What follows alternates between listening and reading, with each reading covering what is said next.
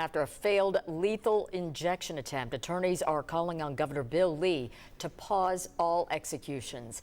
Last week, Tony Carruthers was set to die by lethal injection. It was stopped, though, after a doctor tried for more than an hour to find a vein for the procedure to be performed properly. Just after the botched execution, Governor Bill Lee granted that death row inmate 1-year reprieve, and now advocates are demanding the same for other inmates on death row.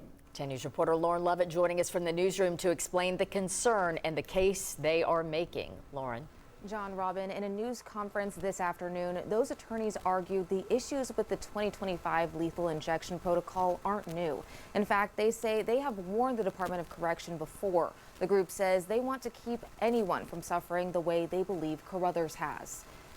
His attorney with the American Civil Liberties Union says she witnessed Carruthers in pain as medical personnel poked him several times trying to start an IV line.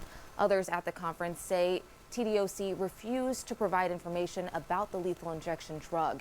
They say the department has been dismissive of other concerns. One of the biggest is the qualifications of the execution doctor.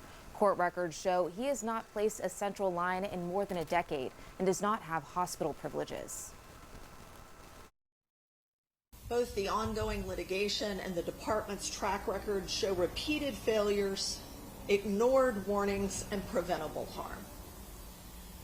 Again, the torture inflicted on Mr. Carruthers last week was not just predictable, it was predicted, and TDOC should have prevented it. The lawyers say TDOC did not listen to their warnings, and they say if litigation isn't resolved, this same thing could happen to others scheduled to be executed. The attorneys say they have been in contact with Governor Lee's office last week, and they will continue pressing him for this pause. Coming up on 10 News at 11, how this call for action could impact people from East Tennessee who are scheduled for execution later this year. John, Robin. Lauren, thank you.